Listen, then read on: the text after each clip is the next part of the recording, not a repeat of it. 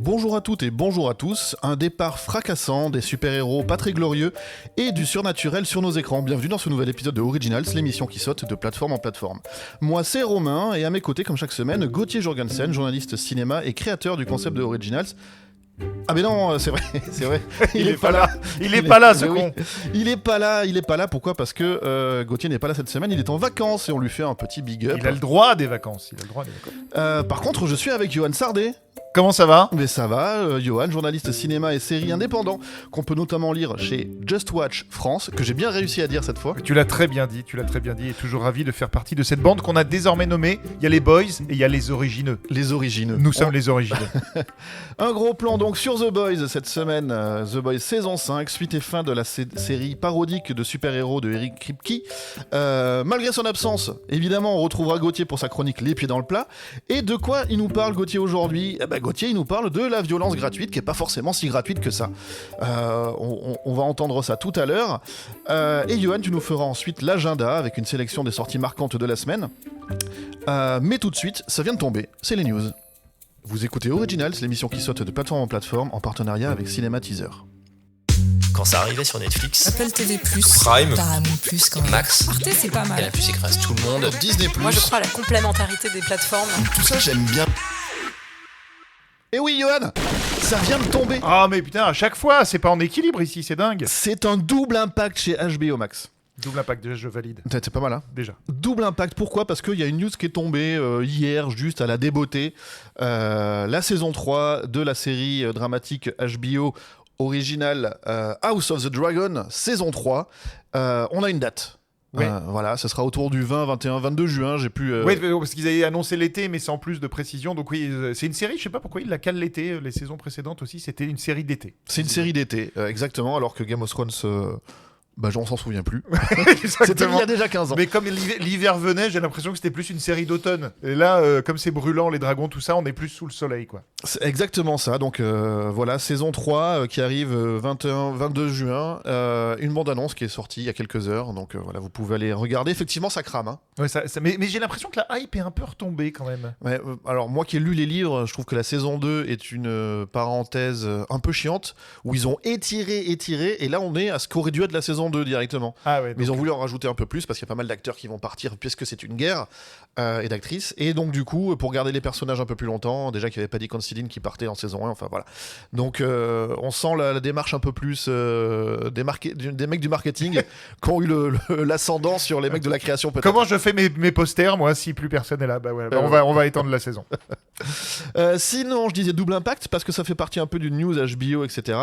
Helena Bonham Carter a quitté la saison 4 de White Lotus. Ouais, c'est fou ça. Claquer la porte. Alors que le truc va être tourné pendant Cannes, je crois. Enfin, en tout cas, ils vont tourner des scènes pendant le festival de Cannes. Et c'est quand même dans 15 jours. Donc, il faut trouver une actrice de remplacement. En tout cas, elle a commencé le tournage, elle a commencé à aller sur les plateaux et elle s'est barrée. Voilà, apparemment, son personnage n'est plus en phase avec ce qu'elle a lu et ce qu'elle doit jouer. Alors, est-ce qu'il y a eu des changements ? Est-ce que c'est elle qui avait pas forcément vu sous cet angle des choses ? En tout cas, voilà, il cherche. On a appris que le rôle va être réécrit et le personnage recasté en urgence. Pour l'instant, on n'en sait pas plus. Lotus et bouche cousue. Oh, oui, génial. Parce que, ouais, White Lotus, tout ça. Qu'est-ce qu'on a d'autre ? Ça vient de tomber là. Oh non, pas encore. Et encore sur HBO. C'était donc un triple impact. Puisqu'on a appris qu'un nouveau spin-off de The Big Bang Theory sortira cet été sur HBO. Et là, tu me dis... Encore vraiment Vraiment, oui. encore Tu te souviens de Stewart ? Non, j'étais pas très fan de Big Bang Theory. Alors que je suis un geek, mais j'étais pas très fan. Oui, mais ça maltraite un peu les geeks par moment. Du coup, Stewart, c'est qui ? C'était le vendeur de comics. Personnage un peu loser qui avait failli avoir le rôle de Leonard au début. Et là, il y a une série qui va sortir qui s'appelle Stewart Fails to Save the Universe. Donc en français, Stewart a raté le fait de sauver l'univers. Ok. Ça parle de quoi ? Ça parle de Stuart Bloom, de son vrai nom, propriétaire donc, du comic book store, qui déclenche accidentellement un chaos multiversel après avoir cassé un appareil conçu par Sheldon et Leonard. Résultat, une sorte d'Armageddon du multivers. Et pour réparer ses erreurs, il pourra compter sur Denise, Bert et Barry Kripke, qui sont 3 autres personnages secondaires de la série principale. Ils vont croiser des versions alternatives des personnages emblématiques de The Big Bang Theory pour essayer de rétablir le multivers. Donc du coup, ça introduit du fantastique, enfin en tout cas de la SF, dans une série qui était autour des geeks et des univers de la pop culture, mais quand même ancrée les pieds sur terre, donc c'est étonnant. Étonnant aussi, Danny Elfman à la musique. Ok, intéressant. Voilà. Donc on sent un projet un peu ambitieux et pas juste on va faire la jeunesse de Sheldon ou ce genre de choses. Mais donc en gros, c'est comme si on faisait une série sur le mec qui vend les comic books dans les Simpsons, quoi. C'est ça. C'est un peu Non mais c'est exactement ça. C'est exactement Sauf ça. qu'ils s'embarqueraient dans le multivers à la Rick et Morty. Enfin, tu Voilà, vois, c'est ça que je comprends. Alors bon, écoutons, on verra bien. En tout cas, c'est dispo cet été sur HBO Max. Et enfin, ça vient de tomber. Oh mais il faut que tu ranges mieux tes news, hein. Madro, ça tombe chaque semaine. Et là, cette fois, ça tombe sur Prime Video. Et en fait, c'était un non-événement. Je vais te parler d'un non-événement, d'une non-news. Et pourquoi est-ce qu'on en parle ? Parce que tous les médias spécialisés en parlent comme si c'était un... Voilà, donc c'était aussi pour illustrer les dérives de notre métier. Est-ce que je sais pas si tu as fait attention, forcément tu as vu ça, le nombre d'articles qui sortent pour faire état de la fin de la série spin-off de The Boys, Gen V. Oui, tout à fait. Tout le monde dit « Oh là là, il n'y aura pas de saison 3, ça s'arrête là, qu'est-ce qui se passe ?» C'était prévu depuis le début qu'il n'y avait que 2 saisons. Et en fait, ils ont fait pour la promotion de The Boys saison 5 une interview de Eric Kripke. Et il disait que, nous aurions aimé prolonger l'aventure à Godolkin, donc c'est la fac où se passe l'action de la série Gen V, pour une saison de plus ou autre. Nous sommes déterminés à poursuivre les histoires des personnages de Gen V qui seront notamment dans la saison 5 de The Boys et reviendront ensuite dans d'autres projets du Vault, donc c'est le nom de la boîte qui gère un petit peu tout l'univers de The Boys, le Vault Cinematic Universe à venir. Et donc vous les reverrez. Il a juste dit bah oui non mais c'est normal. Et tout le monde oh là là, il n'y a plus de saison 3. Oui, parce que on en parlera juste après, mais en tout cas les événements de la fin de saison 2 de Gen V en fait se greffaient en tout cas au chemin de la série principale, quoi. Ouais. Donc c'est assez logique finalement. Là l'idée c'est vraiment en termes de com à la fin de The Boys de parler que du préquel qui va arriver, qui s'appelle donc Vault Rising, qui se passe dans les années 50 avec le personnage de Jensen Ackles qui joue Soldier Boy. Et bah tu sais quoi, vu que c'est tout pour les news aujourd'hui, on va enchaîner directement sur The Boys. Et c'est le moment du gros plan de la semaine.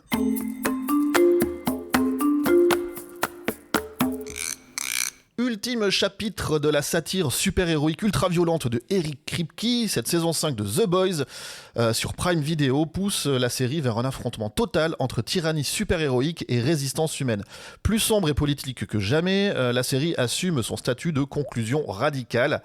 Je te propose d'écouter un petit peu à quoi ça ressemble. Mes pouvoirs sont sans limite. Leur étendue est proprement inimaginable. Mais un plus grand destin m'attend. Wow, excellente nouvelle.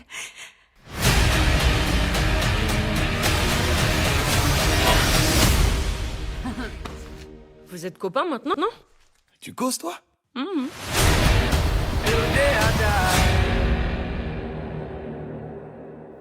L'histoire, c'est quoi ? C'est que le protecteur, ou Homelander en VO, impose maintenant un régime autoritaire sur l'Amérique, tandis que les opposants sont enfermés dans des camps.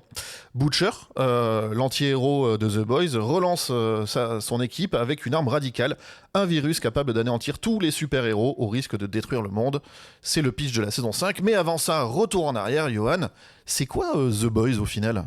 Eh ben, The Boys, c'est l'adaptation d'un comics dont j'ai oublié le nom des auteurs, mais tu me le rediras peut-être, oui. Parce que je les embrasse, je les salue. Mais en tout cas, voilà, un comic book qui raconte un espèce d'univers où les super-héros font partie de la vie quotidienne, mais en fait sont créés à partir d'une substance particulière. Donc c'est pas Superman qui est tombé du ciel ou quelqu'un qui se découvre des super pouvoirs comme Spider-Man. C'est des gens à qui on a injecté des choses et du Bion 3. Voilà, on a fait émerger des pouvoirs et surtout on en a fait des figures au départ ultra médiatiques. Et la série, là où elle est intéressante, c'est qu'elle va analyser de plus en plus comment la dérive va vers du politique, comme tu le disais. Et donc en parallèle, donc ça c'est pas les boys, ça c'est les Supes, les super, la bande des super, qui sont pas si super que ça. Bah, ils sont super, ils ont des pouvoirs, mais c'est des sales cons. Exactement. Tu me permets le... Exactement, voilà, c'est des super cons. Voilà. Et en fait, The Boys, c'est le nom d'un petit groupe, on va dire, de résistants qui veut essayer de renverser un peu cet ordre établi, parce qu'en fait, les super sont arrivés en haut de la chaîne alimentaire. L'être humain n'est plus qu'une espèce de petite fourmilière qu'on peut piétiner à loisir. Et en fait, on va suivre leurs aventures pour essayer de contrecarrer les super. Et de l'autre côté, comment les super vont transformer tout ça en un régime de plus en plus tyrannique. Oui, parce qu'au départ, c'est en empire marketing avec des films. C'est-à-dire qu'il y a des... dans la série qu'on regarde, il y a des fausses bandes annonces. Exactement. Il y a des faux journaux télé, des faux produits de consommation à l'effigie de ces super-héros. C'est-à-dire que ta boîte de cornflakes, au lieu d'avoir... Michael Jordan, on a Homelander. Quoi, voilà, dessus, donc l'un des personnages. Et c'est géré par une à la tête de cette pyramide de super-héros, qui est décrite comme il y a les super-héros de village, de ville, voilà. À la tête, il y a les 7, c'est vraiment les Avengers, on va dire, sauf qu'ils ressemblent plus à la Ligue de Justice avec Superman, Batman et Aquaman, etc., que vraiment les Avengers, Iron Man, etc. Oui, on sent que c'est plus une parodie de l'univers DC, mais là où elle est très intéressante, c'est qu'elle il y a cette phrase. Alors là, pour le coup, chez Marvel, chez Spider-Man, un grand pouvoir amène de grandes responsabilités, et eux, ils sont plutôt un grand pouvoir corrompt absolument. Et en fait, c'est hyper intéressant de voir comment ils vont tous devenir de plus en plus déviants. Enfin, en tout cas, on les découvre même déviants en fait déjà au départ. Donc en fait, on redécouvre un peu une espèce d'impunité totale due à des super pouvoirs et un statut de super héros peut amener. Et c'est hyper intéressant. C'est hyper intéressant. Donc c'est Garth Ennis et Derek Robertson derrière le comique. Et la série prend quand même ses libertés par rapport à la bande dessinée. Et c'est donc voilà, on retrouve Eric Kripke, on l'a dit, à la tête de ce projet. Eric c'est un Kripke, peu ton héros. C'est pas mon héros, mais c'est le mec qui a fait une des séries les plus sous-cotées, je trouve, de divertissement, qui s'appelait Supernatural. C'était très mal servi sur M6 à l'époque, avec des doublages français qui ne respectaient pas l'esprit original, on va dire, et surtout diffusé dans tous les sens, etc. Donc moi, je suis un grand défenseur de cette série, même si je sais que c'est une série popcorn qui va pas chercher... on n'est pas sur le Big Five, on n'est pas chez les Sopranos. Mais il y a quelque chose qui, moi, me plaît beaucoup de jouer avec ces légendes urbaines. Et là, on retrouve aussi pas mal de gens de Supernatural qui reviennent, des acteurs, des actrices, même derrière et devant la caméra. Donc voilà, je suis un peu content d'avoir cette réunion de famille. Et surtout la saison 5 qui, je crois, parce que donc il y avait Jensen Ackles qui revient, mais il y a Jared Padalecki, je crois, qu'on n'a toujours pas vu. Qu'on n'a toujours pas vu. Et puis il y avait Jeffrey Dean Morgan dans les saisons d'avant. Évidemment. Voilà, il y avait pas mal de monde. Le rôle titre, c'est quand même Karl Urban d'un côté, qu'on connaissait du Seigneur des Anneaux, et Homer. Et Homer, tout à fait. Et Dredd, Judge Dredd. Et Judge Dredd, le remake très bon dans Dredd. Et de l'autre côté, on a Jack Quaid, le fils de Dennis Quaid. Non, Jack Quaid, il est du côté des boys. Oui, non, mais je veux dire de l'autre côté, enfin à côté. À côté, voilà. Donc Jack Quaid, le fils de Dennis Quaid et Meg Ryan, et qui ressemble vraiment beaucoup à son père, époque L'Aventure Intérieure. Exactement, et surtout Anthony Starr, qui Incroyable. joue le fameux Homelander. Et Erin Moriarty, qui est voilà, c'est un peu les acteurs titres. Alors il y en a plein d'autres évidemment, mais on peut pas tout citer. Ce qu'on peut citer par contre, c'est le fait que la série, quand on lisait sur les réseaux sociaux au moment de la saison 4, il y a pas mal de gens qui se sont dit oh là là, c'est une série qui devient politique. Elle l'a toujours été. Il y a peut-être des gens qui n'ont pas su lire entre les lignes, mais depuis le départ, c'était une critique peut-être un peu moins politique, mais beaucoup plus du système et notamment des super-héros. Ça arrive pile au moment où la super-héros fatigue, ce qu'on appelle. Exactement, il arrive au bon moment. Ouais. Voilà, venez un petit peu bousculer tout ça. Et il y a un spin-off qui s'appelle Gen V. Et c'était aussi pour se moquer de ces séries ou spin-off où il faut regarder d'un côté pour pouvoir suivre la suite. Finalement, ils ont fait un peu pareil. Donc la parodie était mangée par la réalité du marketing quand même. Gen V, t'as regardé toi ? Ouais, j'ai regardé. J'accroche moins que The Boys parce qu'il y a le côté teen drama qui me saoule un peu. Mais là où elle est intéressante et complémentaire, c'est que The Boys, j'ai l'impression en tout cas, analyse il y a un côté top-down. C'est en gros qu'est-ce qui se passe en haut de la pyramide et comment ça influe sur la société.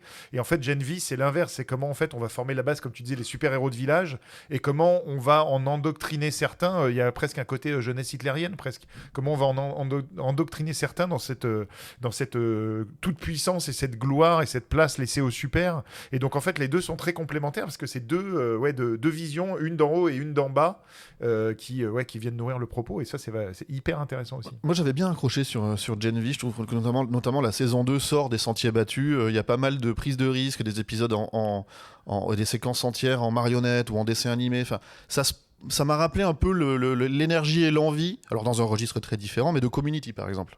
Ouais, tout à fait. J'ai quelques questions pour toi sur The Boys, en général, hein, l'univers de The Boys. Comment justement The Boys pour toi redéfinit la figure du super-héros ? Comme je disais, il y a ce côté, en fait... On a toujours vu jusque-là, il y avait le camp des super méchants et puis il y avait le camp des super-héros qui ont quand même une vraie moralité, une boussole morale.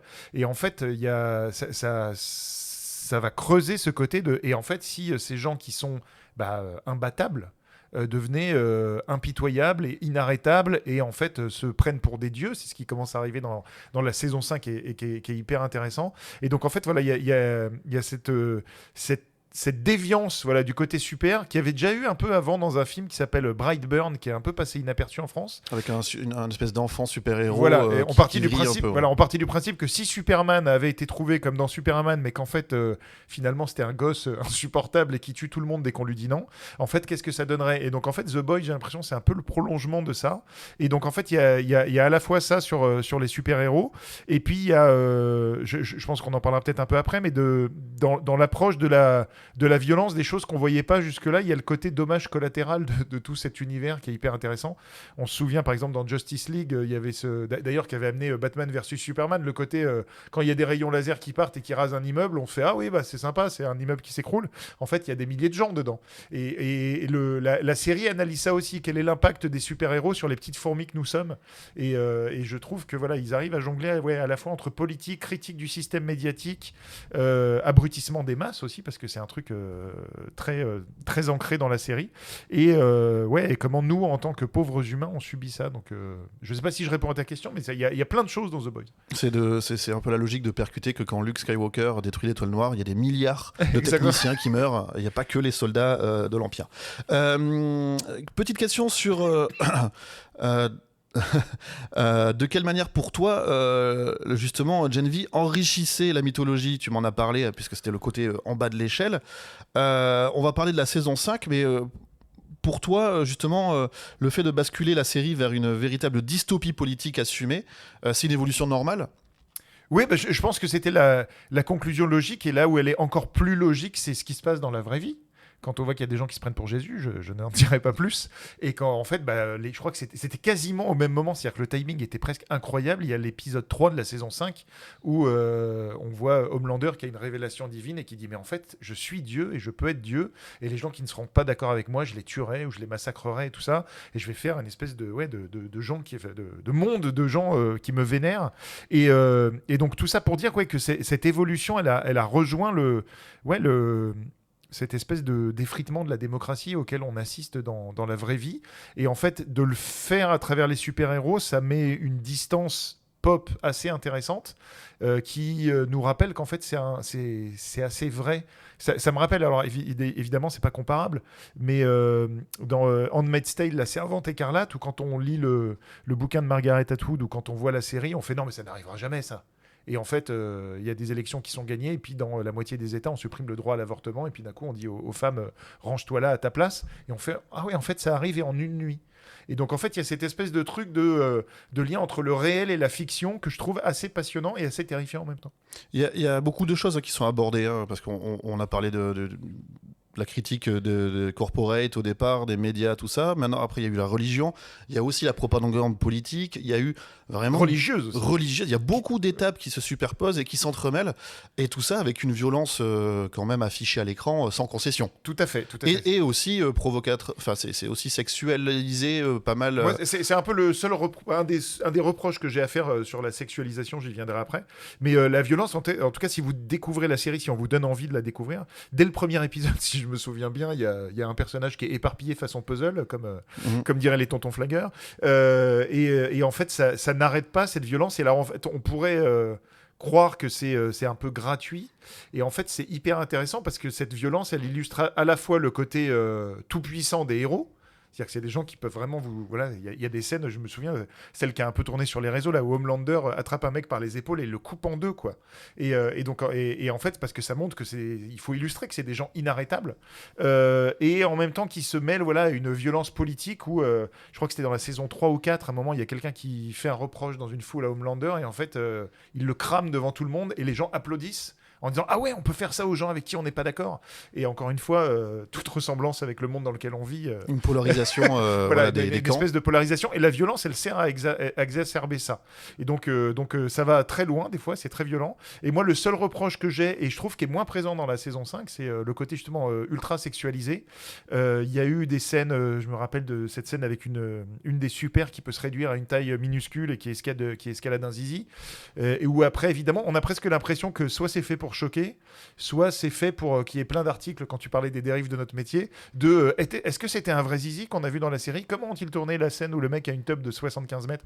Voilà, et je trouve pas ça très passionnant, là où le propos politique est beaucoup plus intéressant, quoi. Il y a pas mal de personnages qui ont aussi donc un désir de pouvoir, mais aussi des déviances. Ouais, ça c'est hyper intéressant. Et qu'elles soient sexuelles ou qu'elles soient plus d'ordre général du problème mental, etc. Tout est abordé, tout est traité. Alors pas forcément avec beaucoup de finesse, hein, on l'a dit, mais en tout cas, oui, c'est quand même une série parmi les plus poils à gratter de ces dernières années. Ouais, exactement. Et ce qui est intéressant justement, comme tu dis, ça peut être les problèmes psychologiques ou les déviances ou la santé mentale en général, c'est que la série Gen V, c'est là où elle complète bien aussi The Boys. C'est que en fait, on se rend compte que non seulement on a injecté des substances à des gens, mais qu'en fait, on va jouer sur leurs failles et leurs blessures pour permettre au pouvoir de sortir et de s'exacerber. Et donc, en fait, ça fait qu'au final, ceux qui sont les plus grands super sont les plus grands tarés aussi, quoi. Je me rappelle, je crois que c'est aussi dès le premier épisode, quand on suit un personnage qui s'appelle Starlight, qui est un peu la boussole morale de la série, finalement, parce que c'est une super, mais qui se rend compte qu'elle a une responsabilité. Qui est candide au départ. Voilà, qui est candide. Et en fait, quand elle atteint enfin, donc, comme tu disais, Romain, il y a, tout en haut de l'Olympe, en fait, il y a ce qu'on appelle les 7, là où règnent les plus grands super-héros. Donc elle atteint enfin les 7. Et en fait, elle se dit ouais, c'est incroyable, je suis parmi les dieux. Et je vais pouvoir aider les gens. Voilà, et le premier truc qu'on lui dit, c'est il y a un mec qui baisse sa braguette, il lui fait allez, maintenant, faut passer à la caisse, quoi. Et en fait, c'est la mort de la série, hein, c'est littéralement le pilote. Hein. Voilà, c'est le pilote, c'est une scène qui est aussi vraiment dans le comics. Et en fait, voilà, tout le truc est basé de cette scène-là où on fait ah ouais, en fait, c'est vraiment des enfoirés, quoi.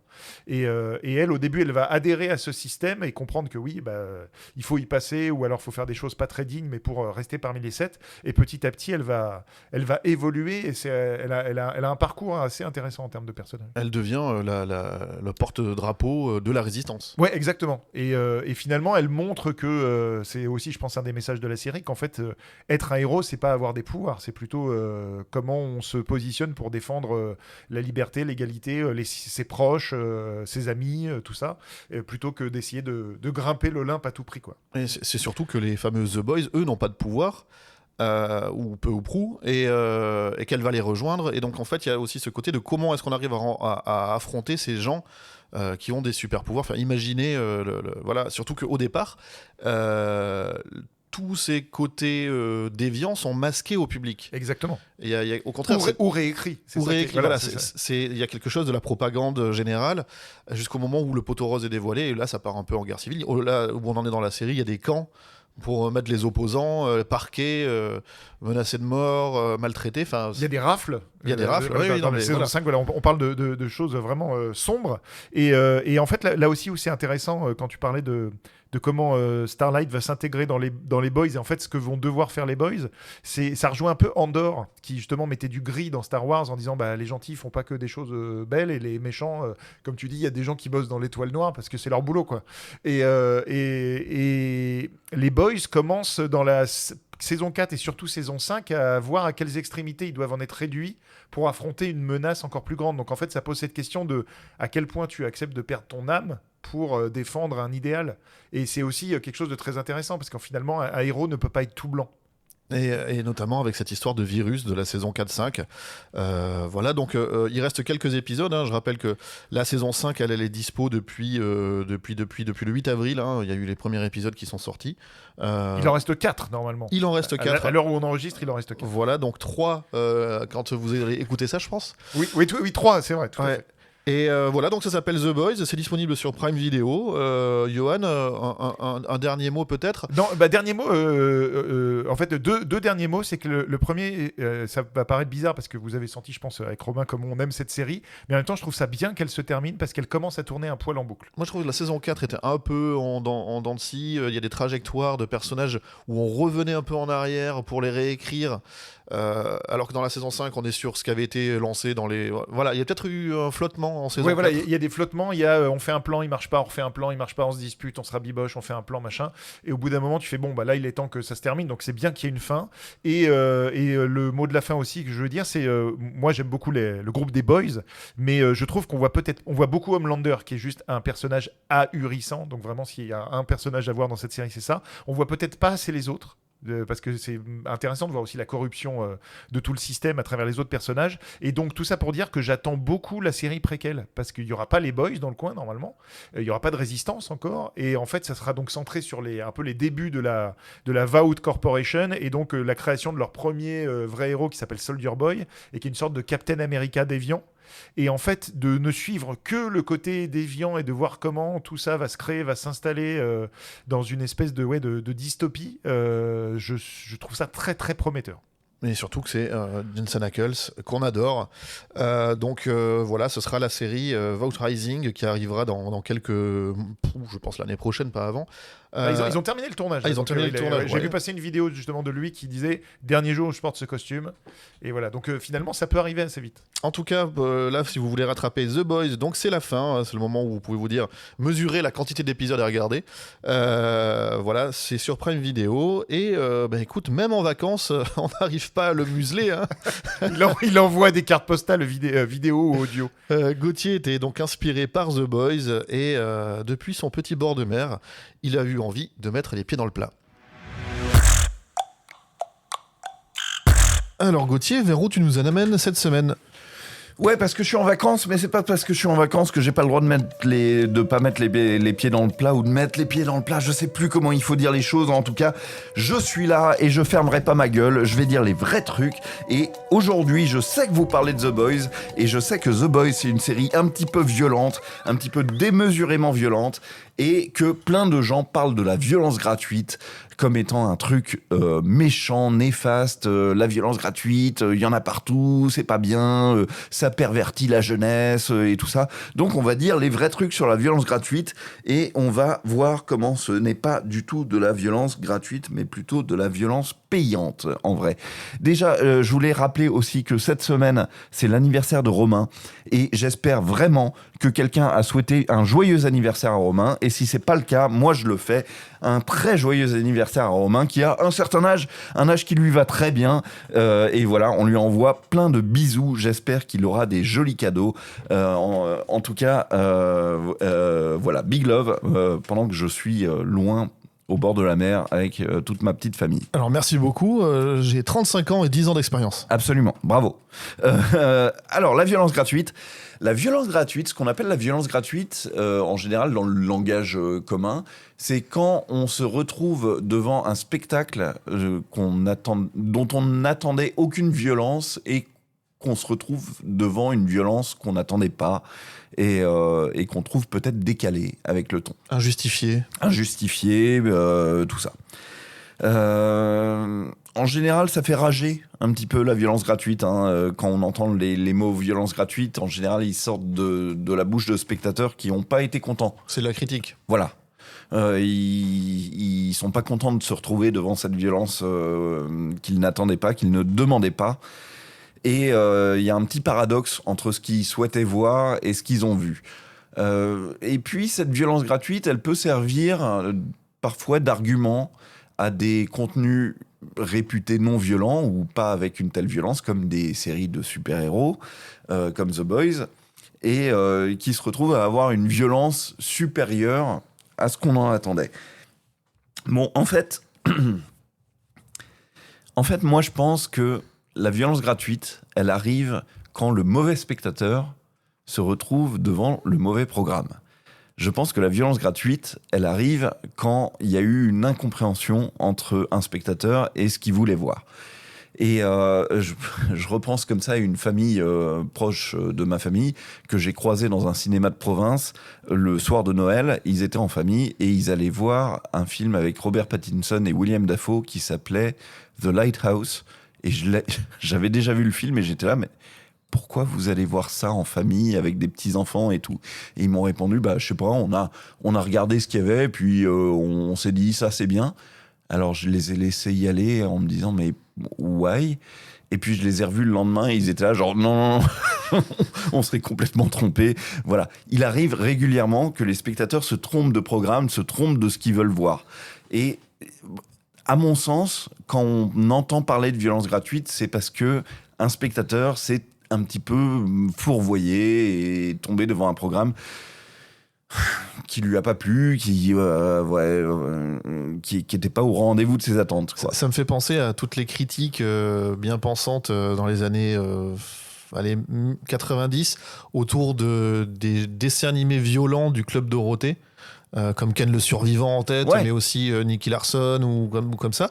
Ou même les Chevaliers du Zodiaque. Au final, pour découvrir quand les mangas et les animations japonaises s'est développé, etc., qu'en fait, c'était pas du tout destiné aux enfants au Japon. Ça s'adressait aux jeunes adultes ou aux ados. Exactement. Et que du coup, forcément, vouloir le mettre au chausse-pied dans des programmes pour enfants, c'était peut-être pas la meilleure des choses. C'était totalement paradoxal. Voilà, donc c'est pas forcément de la violence gratuite, mais encore une fois, ça va dans ton sens, mais c'est violent quand même. Absolument. Déjà, posez-vous la question 2 minutes. La violence à l'écran, c'est hyper difficile à mettre en scène. C'est coûteux et c'est problématique. Donc, quand des réalisateurs et une équipe de tournage et tout ça décident de faire des scènes violentes, ils savent pertinemment ce qu'ils font. Et ça coûte cher, ça peut coûter cher. Et ils savent aussi qu'ils vont se couper d'un certain public, donc pour faire un retour sur investissement, c'est compliqué parfois. Exactement, se prendre une interdiction au moins de 12 ans ou moins de 16 ans au cinéma, c'est colossal parce que ça veut dire qu'il y a tout un public qui va pas pouvoir accéder au moins temporairement à votre programme. Et tu sais de quoi tu parles, vu que toi tu as été pendant plusieurs années à la commission de classification, et absolument, donc je vois très bien à quel point le choix de la violence est un choix délibéré et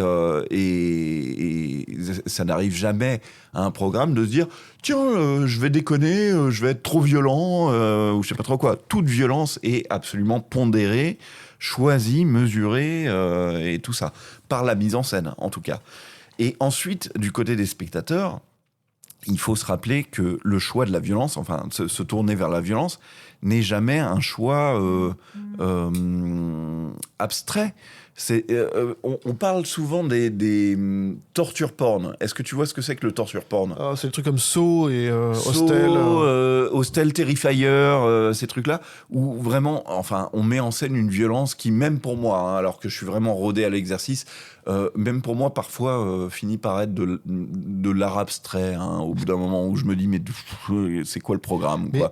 Mais les gens qui vont voir ça sont évidemment des gens qui payent pour voir ça, d'où mon idée de violence payante. C'est même l'argument marketing. C'est l'argument marketing. Ils viennent là pour se retourner l'estomac. C'est le défi. C'est jusqu'où j'arrive à tenir dans mon fauteuil sans détourner le regard, si tu veux. Après, c'est un peu comme tout. Il y a des sensibilités et des goûts différents autant qu'il y a de personnes. Absolument. Tu vois, par exemple, moi, dans mon cas, dans sensibilité, si c'est trop fantastique ou ce genre de choses, je suis capable de regarder des choses particulièrement violentes, très poussées. Tu vois, c'est pas un problème. Mais si tu me montres quelqu'un qui a une épine sous l'ongle dans une série hospitalière, je peux tourner de l'œil. Donc tu vois, il y a une espèce de paradoxe complet parce que le réalisme déjà par rapport au monde réel, tu vois, d'écrire quelque chose de réel par rapport, si on le compare à montrer quelque chose de fantastique, pour moi déjà il y a une énorme barrière entre les deux. Ouais, mon cerveau se dit aïe, l'autre où il se dit haha. Mais je trouve que tu viens de définir le concept de violence gratuite assez bien, en fait. C'est-à-dire que tu viens d'exprimer que ton cerveau doit être calibré comme il faut pour recevoir les images qu'il va recevoir. S'il n'est pas prêt à voir une histoire d'écharde sous l'ongle, il y a déjà une sorte de violence gratuite qui se met en place. En revanche, si toi, psychiquement, tu es prêt à voir des choses très transgressives, il n'y a pas de problème, tu vas les recevoir.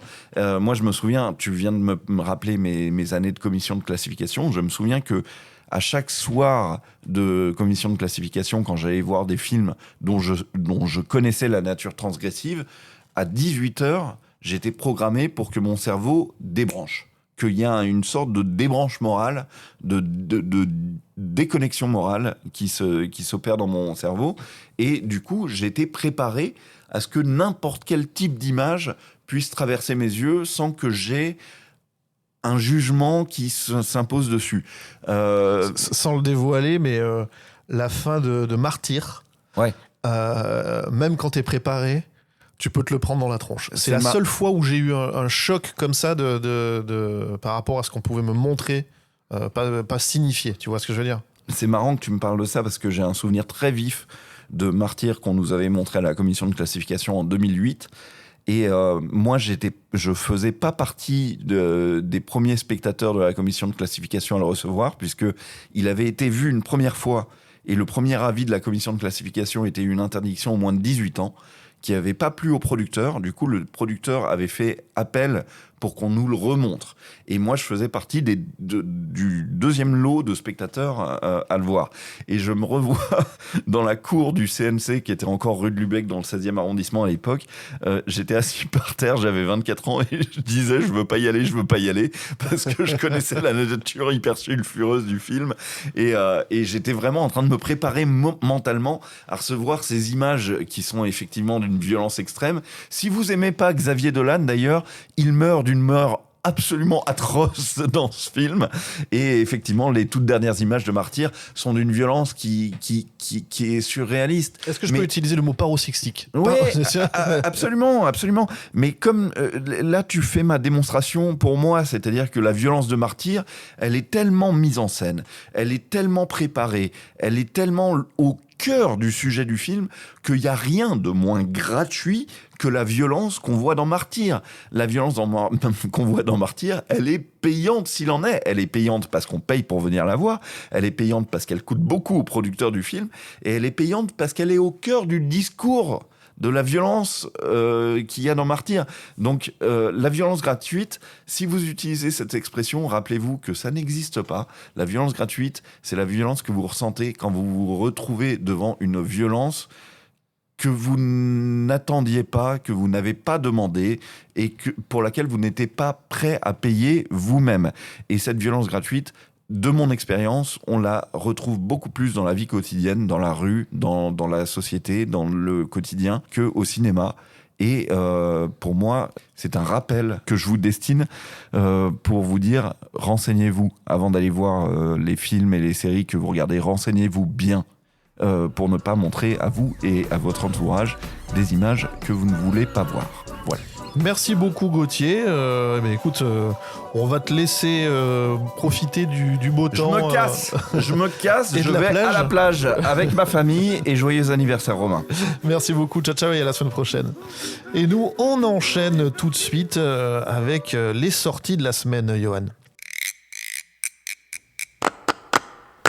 Et cette semaine, Johan, sur l'agenda, tu nous parles des sorties comprises entre ce 27 avril et ce 3 mai, des sorties qui ont retenu ton attention. Tout à fait, même si c'est quand même une fin de mois un peu light. Il y a, si vous vous souvenez bien des précédents épisodes de Originals, il y a eu des semaines où on nous en a trop mis, et là, en fait, c'est un peu léger. Mais il y a quand même des choses intéressantes, et notamment sur Apple TV, une série dont on n'attendait pas grand-chose, parce que le titre n'est pas forcément très vendeur. Widow's Bay, on fait bon, qu'est-ce que j'en avais parlé en news il y a quelques semaines. La baie des veuves, on fait bon, je sais pas. Et en fait, ça a l'air hyper bien, parce que c'est un peu les Dents de la Mer rencontrent Stephen King. Pourquoi ? Parce que ça se passe sur une petite île de la Nouvelle-Angleterre, qui est censée, en tout cas qui a la réputation d'être maudite. Les citoyens superstitieux essayent d'alerter le maire élu sur ce problème, mais lui en fait le but du jeu c'est d'ouvrir les plages et d'attirer le maximum de touristes, et donc en fait il va comment dire, faire fi de tous ces commérages, ne pas croire au côté surnaturel, et donc ça va évidemment amener la concrétisation de plein de légendes urbaines, et donc en fait ça a l'air assez Lovecraftien, et en même temps voilà, avec comme je disais ce côté dans de la mer d'un maire et d'un élu qui n'écoute pas. Et la construction de ce qui est attendu, c'est que c'est à la fois épisodique, il y a un côté monstre de la semaine, en tout cas monstre par épisode, et en même temps un fil rouge qui va permettre de comprendre un petit peu le destin de l'île, donc hyper intéressant. Et ce qu'on peut dire sur les gens derrière tout ce projet, donc il y a Katie Dippold qui a fait notamment beaucoup de choses sur Parks and Recreation, bonne nouvelle. Elle avait aussi fait le manoir hanté, SOS Fantôme et les flingueuses, moins bonne nouvelle. Mais par contre, il y a aussi Hiro Murai qui a fait Atlanta, série incroyable, Mr. and Mrs. Smith et beaucoup d'épisodes de The Bear. Ah oui. Donc voilà, la ça fait la plus envie, conjonction des deux, ça peut être pas mal. Et en tout cas, les premières images laissent entendre un truc assez étrange, emmené par Matthew Rhys, qu'on avait découvert dans Watchmen notamment, et dans la série Perry Mason. Donc c'est 10 épisodes disponibles depuis mercredi, et donc à suivre sur Apple TV. Sur Prime Video, depuis mercredi également, un peu une série à la fois événement et en même temps un peu niche quand même, puisque c'est La Casa de los Espíritus, la maison aux esprits, pardon. Donc série chilienne qui réadapte le roman culte d'Isabel Allende, qui était donc la nièce de Salvador Allende, président chilien qui avait été renversé par le coup d'État de Pinochet, qui a eu un destin incroyable à travers le monde. C'était son premier roman, plusieurs millions d'exemplaires vendus, 35 langues, qui est devenu un pilier de la littérature sud-américaine. Et en fait, elle raconte le destin de 4 générations d'une même famille, qui vont du grand-père jusqu'à la petite fille, au sein d'une maison qui en fait représente un petit peu le pays. Donc c'est un pays qui est pas nommé, mais on devine que c'est le Chili. Ça me rappelle 100 ans de solitude quand même. Oui, ça rappelle un petit peu ça, tout à fait. Et dans lequel se glisse aussi un peu de fantastique. Puisqu'il y a des questions un peu d'esprit, de vision, de choses comme ça. Et c'est une série qui a l'air, en tout cas, très fidèle au roman, qui va un petit peu être différente peut-être, mais en tout cas qui sera à comparer avec le film de 1993. Si vous vous souvenez qu'il y avait eu un film avec un casting complètement fou, dans lequel il y avait notamment Winona Ryder, Antonio Banderas, Glenn Close, Jeremy Irons et Meryl Streep. Waouh. Ainsi que le tout premier rôle de sa fille, Grace Grummer, qui jouait avec sa maman.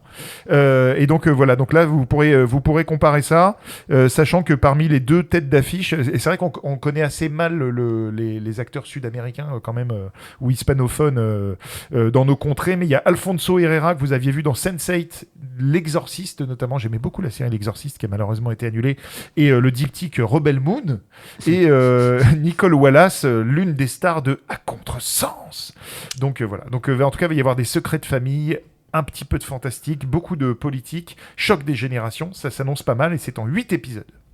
Très bien. Je poursuis sur Netflix. Depuis lundi, il y a une série qui s'appelle Tout droit en enfer. C'est une série japonaise qui raconte le destin de Kazuko Osoki. Et qui est donc Kazuko Osoki ? Qui est donc Kazuko Osoki ? Parce que jusque-là, on fait super, mais je ne connais pas. C'est un petit peu la Elisabeth Tessier du Japon. Oh oh. Qui est Elisabeth Tessier ? C'est Madame Soleil. Ah, encore Très plus bonne vieux. question, voilà. C'est une liseuse d'avenir, enfin une diseuse d'avenir, une voyante. Une voyante, diseuse de bonne aventure. Ça dépend de comment on croit ou pas à la chose. Et comme Elisabeth Tessier, qui a finalement conseillé beaucoup de stars, et notamment des présidents et des choses comme ça, Kazuko Osoki était une immense figure au Japon. Très célèbre et qui a vendu des millions de bouquins, notamment je crois on approche la centaine de millions de bouquins. Elle figure d'ailleurs au Guinness Book des records pour le plus grand nombre d'exemplaires vendus sur un livre sur la voyance. Isabelle Tessier ? Son affiche japonaise. Non, Elisabeth Tessier, nous on l'avait sur TF1, c'était très bien.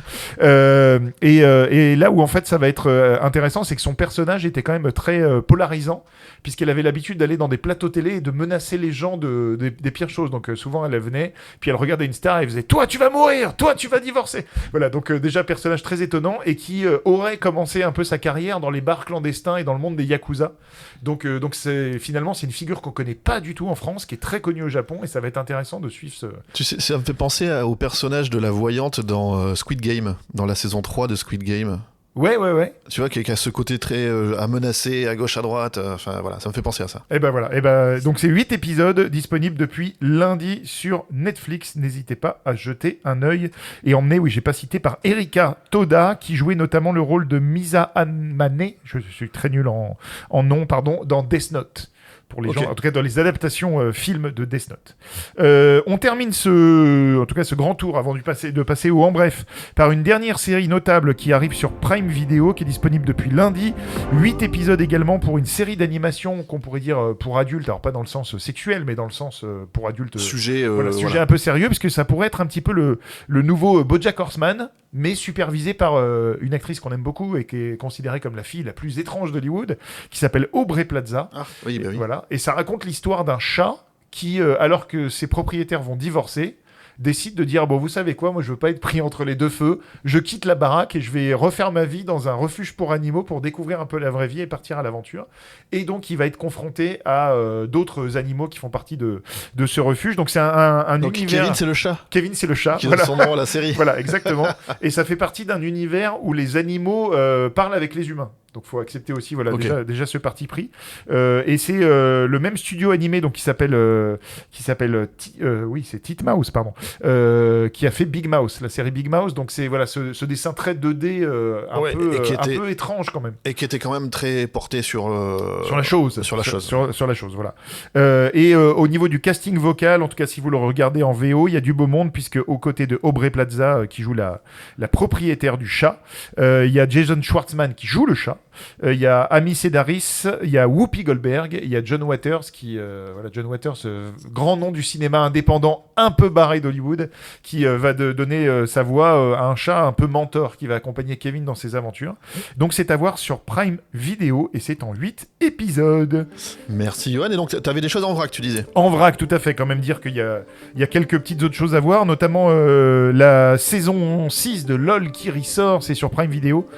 Comme d'habitude, Prime Video le découpe en 2 parties de 3 épisodes, donc 3 épisodes. Là, le casting, on en parlait avec Romain hors antenne avant de prendre l'enregistrement, est quand même legendary, comme on dit. Ouais, et il joue en équipe aussi, cette fois, c'est aussi une petite variable en plus dans le découpage du jeu. Exactement, et notamment Alvan Ivanov, toujours hilarant, la team de Jérémy Ferrari, Cadmerade, qui est une vraie surprise, parce qu'il est un peu hors génération par rapport à toute la bande réunie. Mais en tout cas, voilà, c'est à voir, à finir et à rigoler sur Prime Video. Sur Canal+, alors, juste, je fais un petit aparté. On traite pas les séries Canal, c'est pour ça qu'on en a pas parlé, parce qu'elles sortent en télé et ça fait pas partie du cadre d'original. Mais tu voulais glisser en vrac.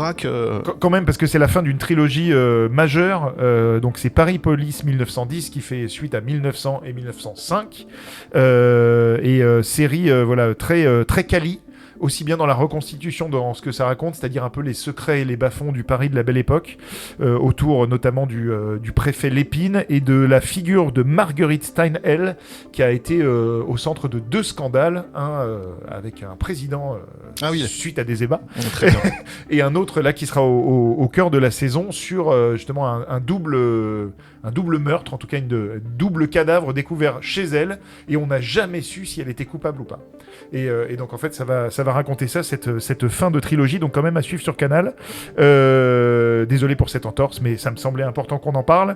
Sur HBO Max, Maxima saison 2, le récit de la vie de la reine néerlandaise, donc c'est un peu le The Queen ou The Crown, mais version Pays-Bas, avec des tulipes donc. Et des moulins. Et des moulins. Et de la drogue. Bah non, pardon.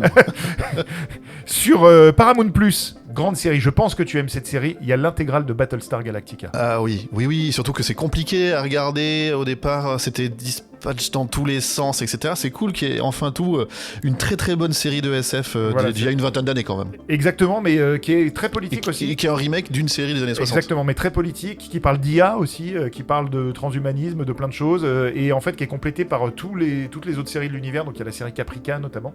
Donc si vous connaissez pas cet univers, en plus c'est pas un univers très étendu, il y a je crois 4 saisons en tout cas pour la série principale. Mais c'est vrai qu'il y a quelque chose de très c'est Rome mais dans l'espace. C'est plus une série de discussions et politiques. Exactement. Un peu à la Game of Thrones quelque part, que des piou-piou dans des vaisseaux spatiaux. Il y en a un peu, mais c'est pas le cœur de la meule. Exactement. Et donc c'est hyper intéressant. Donc n'hésitez pas à le rattraper sur Paramount+. Sur Netflix, vous avez l'intégrale de 30 Rock, la série culte de Tina Fey et Alec Baldwin, donc sur les coulisses d'un show télé qui a remporté nombre d'Emmy de la série comique. Et puis juste pour dire, parce que ça sort là, mais on en parlera normalement la semaine prochaine quand Gauthier sera revenu tout bronzé. Man on Fire, donc la nouvelle adaptation, parce que on se dit Man on Fire, ça me dit un truc. Oui, il y a eu un film avec Denzel Washington, il y a eu avant un film avec Scott Glenn, il y a eu avant un roman, et donc en fait là c'est la nouvelle adaptation en série emmenée par Yahya Abdul-Mateen II qui va casser des bras. Ouais, j'adore cet acteur, donc je suis très il me tarde de mettre la main sur ces premiers épisodes pour pouvoir en parler, donc oui, ce sera sans doute le sujet de la semaine prochaine, on vous le tease à l'avance, voilà. Merci Johan. Mais c'est un plaisir. Ce sera tout pour aujourd'hui niveau sortie, et c'est d'ailleurs là-dessus que s'achève notre émission. C'était donc Original saison 2 épisode 34, on remercie notre partenaire Cinématiseur pour sa confiance et son soutien, ainsi que Magic Andou au montage. Andou, on t'aime. Et on lui a pas facilité la tâche avec les vacances de tout le monde ces dernières semaines. Il doit faire des bricolages dans tous les sens, mais je pense que cet épisode va être ultime. Et on se retrouve donc vendredi prochain à 17h pour toujours plus d'actu ciné, séries, doc ou animé, et toujours plus de créations originales. Bye bye. À plus.